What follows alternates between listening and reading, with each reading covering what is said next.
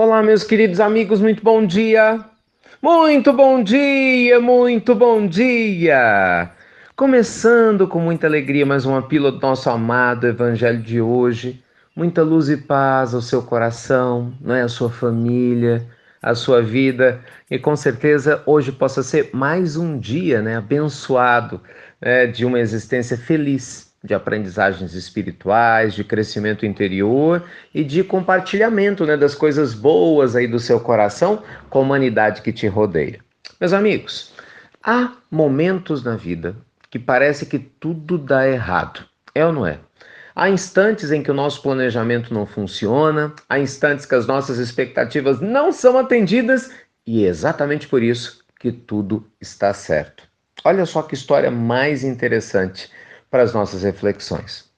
Nosso amado Divaldo, grande benfeitor, né, que nós temos a honra de ter conosco na terra de Valdo Franco, né, no auge dos seus 90 anos, vai nos compartilhando, né, suas reminiscências lá dos idos, né, dos seus 20 anos, quando ele começou o seu trabalho maravilhoso de divulgação do Evangelho ao redor do Brasil. Que certa vez, exatamente com essa idade, aos 20 anos, ele veio a São Paulo a convite de alguns amigos, né, que o apoiavam nesse trabalho espiritual. E chegando em São Paulo, na época andando horas e horas de ônibus, ele vai até a casa de uma das amigas que supostamente estava esperando ele, né? Até porque tinha mandado a passagem para ele. E chegando lá, ele tem uma surpresa. A amiga tinha viajado, porque a porta estava fechada, não tinha ninguém lá. Ele, com dinheiro contado, toca a campainha, até que incomoda talvez uma vizinha, né? Que sai e fala: Olha, não tem ninguém não.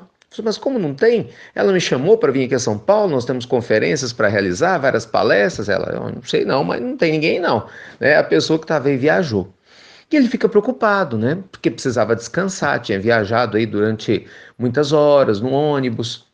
E então, meus amigos, ele muito inocente, sai em busca de um lugar para ficar. Então, na cabeça dele era tudo muita novidade, né? Porque ele vinha da cidade do interior, né? Vamos lembrar que nós estamos falando de 70 anos atrás. E então, pela primeira vez, ele vê lá, né, um hotel, um motel. Na cabeça dele, hotel e motel, ele conta que era a mesma coisa. E veja só que situação. Ele se sente atraído pelo colorido da divulgação de um motel no centro da cidade de São Paulo. Calcula, calcula. E ele inocentemente chega e fala lá com o rapaz da portaria. Você, olha, quanto custa um quarto, né? O rapaz vai e fala assim, depende, você vai ficar quanto tempo? Aí ele calcula, bem, eu vou ter que ficar até amanhã. Ele vai ficar até amanhã. Aí ele diz que o rapaz olha para ele e fala, mas tudo isso? Ele, claro, né? Eu preciso dormir a noite toda. E aí o rapaz vai deduzindo outras coisas, mas você vai ficar sozinho ou acompanhado, né? Ele contando como sempre é hilário, né? E ele fala assim, como assim acompanhado? Não, eu vou ficar sozinho. Aí o rapaz deduziu, né? Ah, devem vir outras companhias.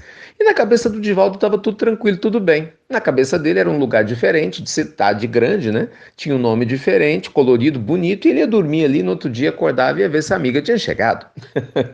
O dia que Divaldo Franco dormiu no motel, né? Aliás, não dormiu não, vocês vão ver.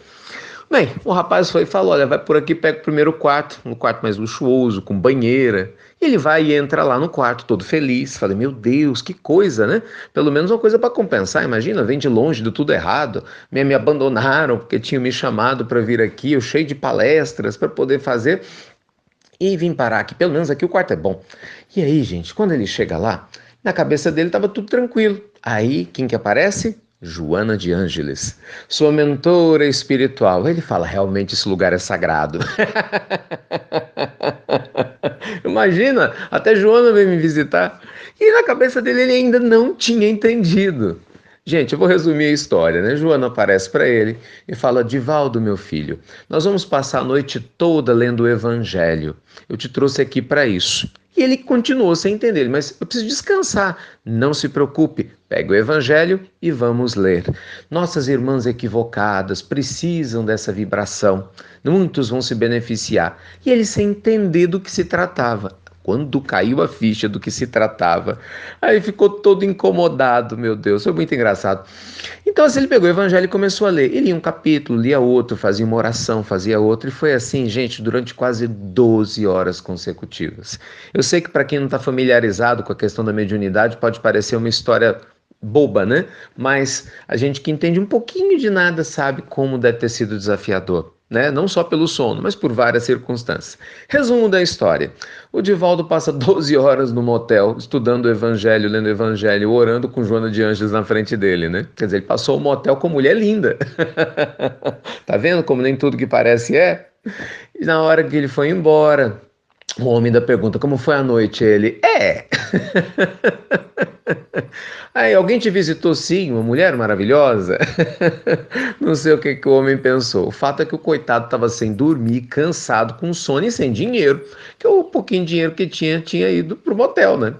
Ele volta lá para casa da amiga para ver se a amiga tinha chegado, gente, e nada. Aí de novo a vizinha abre a porta e fala: Ó, você não quer esperar aqui enquanto ela chega? E o Divaldo entra com sono. A sorte dele é que ele parecia com o filho dela que tinha desencarnado há 2 meses, só que ele não sabia. Então ele entra e a mulher oferece: vai descansar na cama do meu filho, fique tranquilo, na hora que a vizinha chegar eu lhe aviso. Ele, meu Deus, que senhora boa, né? Deixou uma pessoa desconhecida entrar na cama e na hora que ele está deitado, quem que aparece? O espírito do rapaz, pedindo a ele que conversasse com a mãe, né? Porque tinham saudades e assim por diante. A mãe estava muito perturbada depois do desencarne. Resumo da história. O Divaldo é instrumento de luz, o rapaz conversa com a mãe, e depois desse tempo, até essa senhora desencarnar, todas as vezes que Divaldo Franco vinha a São Paulo para o seu trabalho maravilhoso, se hospedava na casa dessa mulher, né? Se tornou o outro filho que a bondade divina trouxe. E aí, quando a vizinha chegou, a vizinha ainda põe a culpa, sabe em quem? Em Chico Xavier, que havia mandado chamá-los.